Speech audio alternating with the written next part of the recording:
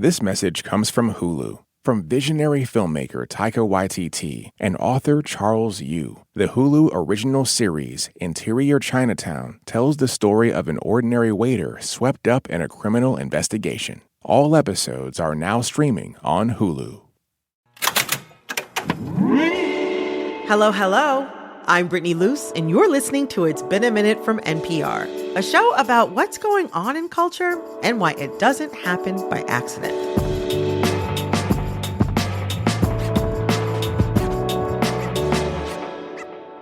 All right, so in the aftermath of this election cycle, I've been hearing a lot about men. The role they played in re-electing Donald Trump, how Joe Rogan and podcast bros are a growing political force, and how all of this is connected to the economy. And every time I hear one of these conversations, I think about Hannah Rosen. Hannah Rosen, welcome to It's Been a Minute. Thank you. Excited to be here. Because Hannah began reporting about all of this 15 years ago, eventually publishing a book in 2012 called The End of Men. And Hannah, I don't want to be the one to have to tell you, but there are still men. There are still men.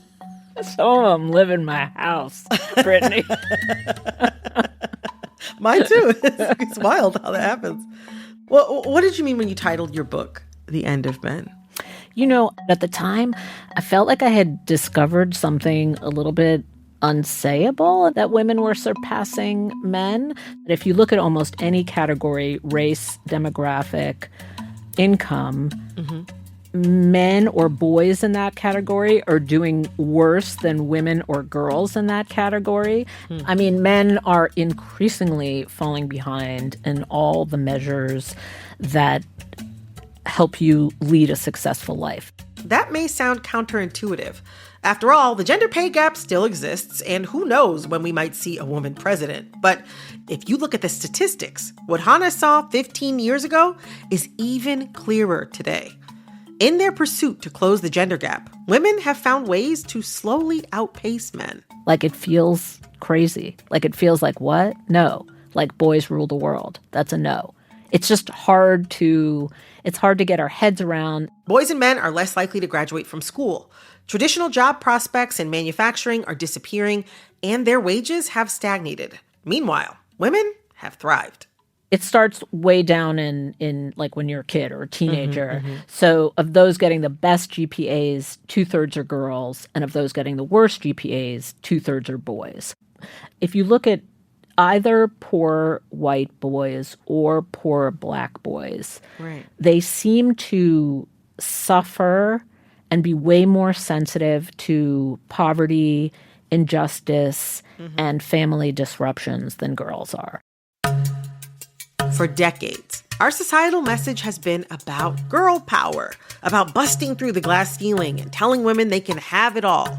But in the process, did we lose the boys? It breaks our usual story. So should you pay specific attention to boys? You probably should, or at least note that they are suffering and dealing with these circumstances differently than girls are. Today, Hannah and I are going to trace how cultural norms prepared women for a changing world, while men were left in economic and societal stagnation, and how all of this laid the foundation for the return of Donald Trump. Look what happened. Is this crazy? The story of men and women, just to give us the gender binary for a minute, of the last 40 or 50 years, is a story about the world moving very quickly and women doing a better job of like sort of keeping up with it with a lot of struggle. Like think of it as an actual treadmill, like just the world moving more and more, like the treadmill's going faster and faster, and women are struggling but kind of keeping up. Like they're just kind of adjusting or figuring out how to go to college, or like if marriages end, they figure out like how to take care of the kids and how to stay in the workforce. Yeah. And men just not able to like shift or keep up. It's not about total numbers like men sinking, women rising. It's about women rising and men not quite able to rise or keep up. And so I think there's something real about that for men and the anxieties. There's something real about, like, I don't know who to be without the structures. I don't know who to be in the world without marriage, or I don't know, like, who to be in the world without the provider role or the husband role. It's like without these traditional man roles, I feel really discombobulated and lost. Whereas I think women have been rolling through the collapse of roles for like a century. Like the roles collapse and they just kind of like keep on moving. And there's lots of theories about why that is. Like some of it is about your brains develop earlier. Some of it is about skills like organization skills. Some of it is because like the kids are there and women have to take care of the kids. So there's all sorts of reasons why women are able to kind of find stability as women, whereas men have a harder time finding stability as men. In talking about some of the challenges that men may be facing or dealing with in our current society, let me describe a man to you. I'm into this. Yeah, I'm into it. We'll call him Luke. Let's call him Luke. Luke lives in a large town that's a little more rural than suburban Pennsylvania.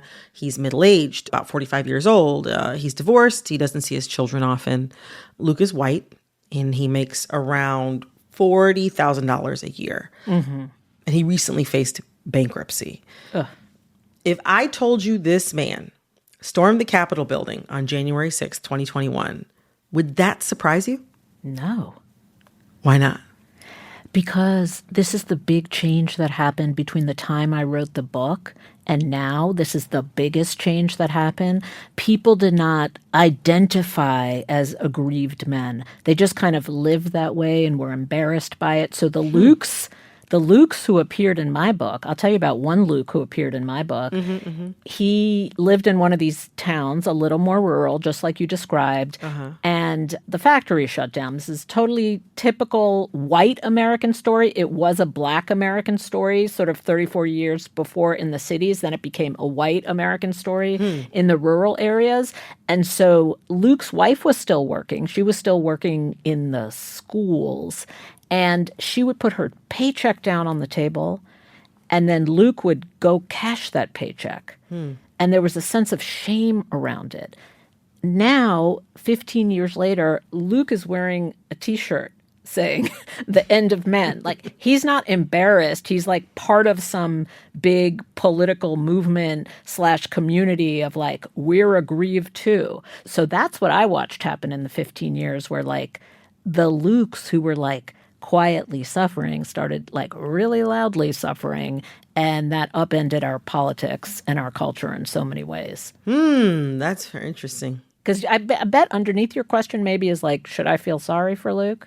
Is that what you're trying to? No, that is not one of the questions that I have. Yeah. I mean, I got to come clean. Luke is not a real person, but his characteristics were all ones pulled together from people's lives that actually did storm the Capitol on January 6th. Yeah. And I brought up this kind of composite character, Luke, because I think that that character is a good way to think about how gender anxieties can actually be an expression of other anxieties in our lives. What do you think about that? 100%. I think it's the most powerful, most concrete, and most persistent expression of generalized anxiety. I mean, I was at a Trump rally, and the number of times the people use expressions like, we don't want beta males, we want alpha males. I'm telling you, we want a world where men are men and women are women. And I'm thinking, the world is changing really fast, like the world around gender and all over the place, because it's happening in urban places and rural places, like the way a younger generation thinks about what gender is and what their own gender is. It's really shifting radically, and how that is just genuinely terrifying to people. Or it just becomes like a split, like the country splits in two, and one part of the country has really like rigid traditional ideas of gender, and the other goes in like totally the other direction. I mean, it's interesting because like when it comes to sort of like the Make America Great Again era, you know, like the past nearly 10 years, there's these like two competing gender ideals butting heads against one another. What do these two mentalities say about what we as Americans value? Or in other words, like what hopes and fears do we unconsciously put inside of our views on gender? I feel like I'm in some kind of Buddha mood or something. I mean, the immediate answer that comes to me is Go for it. the world is an unstable and scary place, and people have lost a lot of their grounding, whether because fewer people are getting married, because jobs are less stable, because the climate disaster, sort of for all sorts of reasons. And I think some people are grasping for stability kind of backwards, outside themselves, like make America great again, go back to the other time when things were like this and I recognized them and everything didn't seem out of control. And some people are looking for stability kind of inside themselves, like self-determination, who I am, my own identity. I get to decide like what I want to be, and I think that's very grounding and empowering. So I think everybody's experiencing similar instability and just looking for answers in different places. Yeah, finding their comfort in different ways. I hadn't thought about self-determination as a way of finding comfort. That's a very interesting reframe. Did I make that up? I kind of made that No, up. No, I hadn't heard it before. I hadn't heard it before. Yeah, no, it just struck me as like why everybody feels the instability. You know, everybody feels shaken. All of it is a feeling of out of controlness that you need a solution for. So it's like, where do you find your solution? All right, I'm going to take a quick break, but we have so much more to dig into. So stick around. I'll be right back. This message comes from BetterHelp. It's important to take time to show gratitude towards others, but it's equally important to thank yourself. Life throws a lot of curveballs, and being grateful isn't always easy. Therapy can help remind you of all that you're worthy of and all that you do have. Let the gratitude flow with BetterHelp. Try at betterhelp.com/NPR today to get 10% off your first month. This message comes from Capital One, offering commercial solutions you can bank on. Now more than ever, your business faces unique challenges and opportunities. That's why Capital One offers a comprehensive suite of financial services, all tailored to your short and long-term goals. Backed by the strength and stability of a top 10 commercial bank, their dedicated experts work with you to build lasting success. Explore the possibilities at CapitalOne.com/commercial, a member FDIC. This message comes from our sponsor, Grainger. This is the story of the one. As a maintenance engineer, he hears things differently. To the untrained ear, everything on his shop floor might sound fine, but he can hear gears grinding or a belt slipping. So he steps in to fix the problem at hand before it gets out of hand. And he knows Grainger's got the right product he needs to get the job done, which is music to his ears. Call, click Grainger.com, or just stop by. Grainger, for the ones who get it done.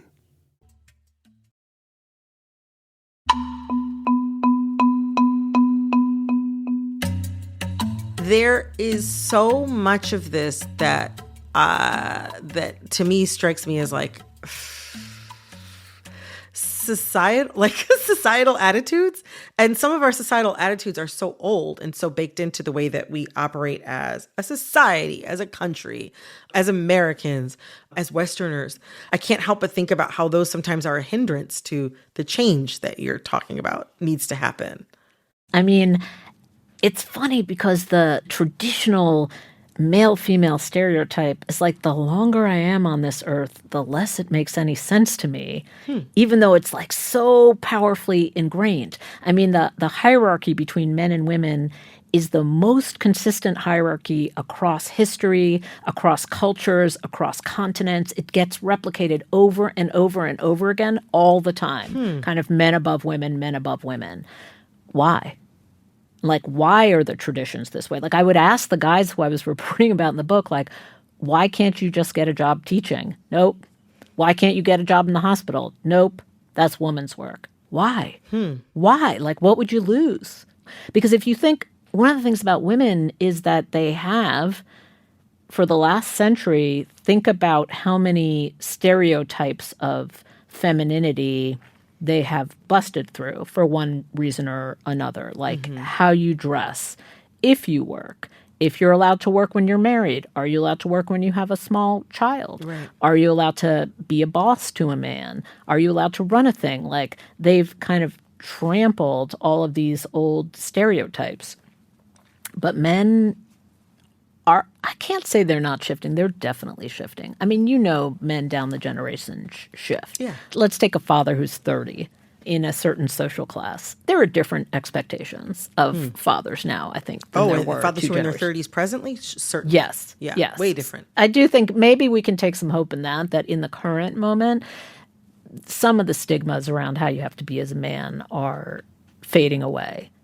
Like in the things we talk about, like a Trump rally or January 6th, maybe there's some very loud theatrical ways in which they're not fading, but maybe there are some subterranean ways in which they are fading. Like they're just, what you are expected to do at home, how you can express yourself, I have to say I've been surprised at the different corners where I come to see men starting to recognize how important it is to understand your emotions, talk about them, how it holds you back if you can't. Like, that's the thing that's sort of trickling wider than I expected it to. I want to put a metaphor to you. Do you know about like the strangling tree? Do you know about that? So there is this tree that grows up and around an existing tree, molding itself like around the contours and structures of the original tree. And then slowly over time, the strangling tree overtakes and suffocates the other tree. Do you see that as maybe perhaps a good metaphor for what's happening with men and women right now? Like women have had to adapt and grow around men, while men have been able to maintain their status quo. But in the process now, we've gotten to this point where women have advanced. And I mean, metaphorically, of course, men, metaphorically, of course, have slowly but surely suffocated to a kind of... Oh, Brittany, that is really... I mean, I can't... That is good imagery, because I have long been thinking like there is this sense where women are like hustlers and they're immigrants. They'll take any job. They go to the community college. I'm just talking statistically. No, and that came through statistically, but that also came through in so many of the narratives of your book. Yeah, like they're just hustle. It's like, oh, I got to take care of the kid. Oh, I got to be a pharmacist. I got to go to school. I got to do this. I got to do this. And then all of a sudden they've strangled this tree in the middle that's kind of like stood still. I think that's a really, really, really good imagery for this current moment. The only problem with that imagery is that the top leaves of the tree, like if you take the tree still, it's like being strangled down at the bottom, strangled towards the middle. But then when you get to the very top, that center tree totally dominates the canopy. So that's how I'm going to complete your metaphor there. I just don't want to, I don't want to be stupid about it. Like that is also part of the picture, that at the very, very tippy top are men. And that at some point you do encounter the mother penalty, and that is very real. Like the caretaking mother penalty still exists and is still around. Men also have had and still have immense power and privilege. How much are they actually in trouble, and how much is just them losing some of the power they once took as a given? That's the central question, because, they're losing their position as head of the household. They're losing their economic privilege. That's all true. Like that is happening. I guess the question is, what if you just said, so what? Like, what if that was okay? What if all those things were happening and you redefine them as necessary recalibration as opposed to an absolute disaster? Like, if you just shifted your brain 20 degrees, you could solve a lot of the problems. Well, Hannah, this has been a fantastic conversation. This has been great. You've just been great. Thank you so much for talking with me about this. Thank you, Brittany.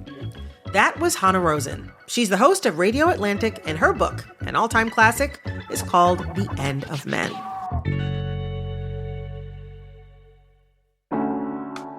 This episode of It's Been a Minute was produced by Barton Girdwood, Alexis Williams, Liam McBain, Corey Antonio Rose. This episode was edited by Jessica Placzek. Our executive producer is Jasmine Romero. Our VP of programming is Yolanda Sanguini. All right, that's all for this episode of It's Been a Minute from NPR. I'm Brittany Luce. Talk soon.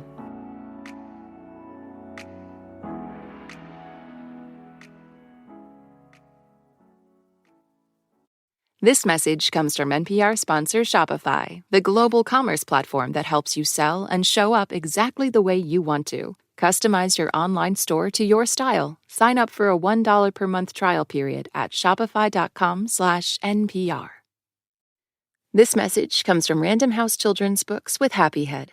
Welcome to Happy Head. Attendance is mandatory. One young man has been selected for a new experimental mental health center designed to solve the national crisis of teenage unhappiness. He's determined to come out on top, but not everything is as it seems, and soon he'll risk everything to escape. Happy Head is a young adult novel by award-winning author Josh Silver, available everywhere books are sold. This message comes from Boll & Branch. Boll & Branch's best sale of the year is right now. Try the organic cotton sheets loved by millions. Go to bollandbranch.com and use code NPR for 25% off everything. Limited time only. Exclusions apply. See site for details.